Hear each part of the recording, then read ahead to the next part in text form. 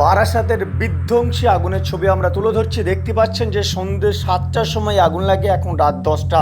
এই সময়েও কিন্তু আগুনের লেলিহান শিখা যথেষ্ট লক্ষণীয়, সমগ্র এলাকাকে গ্রাস করে নিয়েছে। আমরা সেই ছবি এই মুহূর্তে তুলে ধরছি। আপনারা দেখতে পাচ্ছেন যে পুরে খাক বারাসাতের কারখানা থেকে গোডাউন।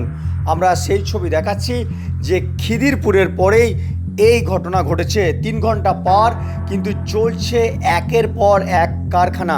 খিদিরপুরের যে ঘটনা আমরা দেখেছিলাম, যে ঘটনা ঘটেছিল, এবং তারপরে এলাকার বাসিন্দারা যে অভিযোগ করেছিলেন যে এখানে দমকল বাহিনী সঠিক সময়ে আসেনি, এখানেও বারাসাতে কিন্তু সেই একই অভিযোগ যে এখানেও সঠিক সময়ে দমকল বাহিনীর টিম এখানে আসেনি। ফের এই বিধ্বংসী আগুন খিদিরপুরের পরই বারাসাতে সন্ধ্যে 7টার সময় যে আগুন লাগে, এখন রাত 10টা। এখনও পর্যন্ত কিন্তু সে আগুনের লেলিহান শিখা যথেষ্ট। এই আগুন পরিপূর্ণ নিয়ন্ত্রণে আনতে সারা রাত পেরিয়ে সকাল হয়ে যেতে পারে। একের পর এক সিলিন্ডারের বিস্ফোরণ।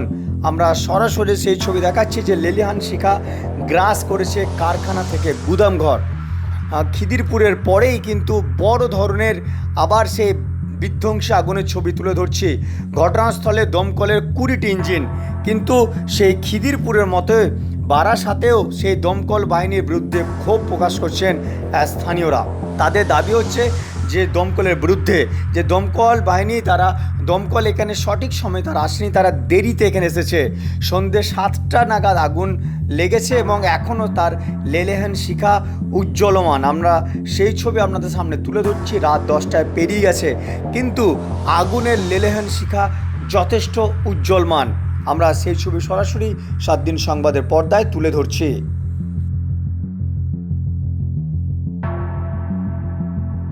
কি হবে? টাওয়ার ফাওয়ার সব পড়ে যাবে এক্ষুনি।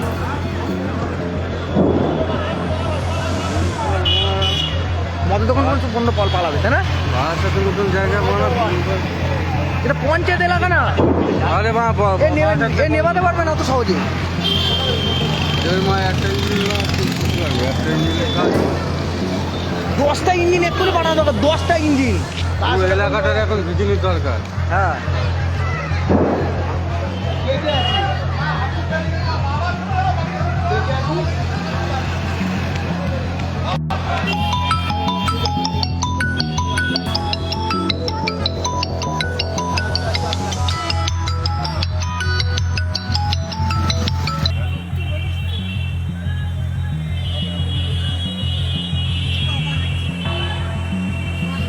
Mucho.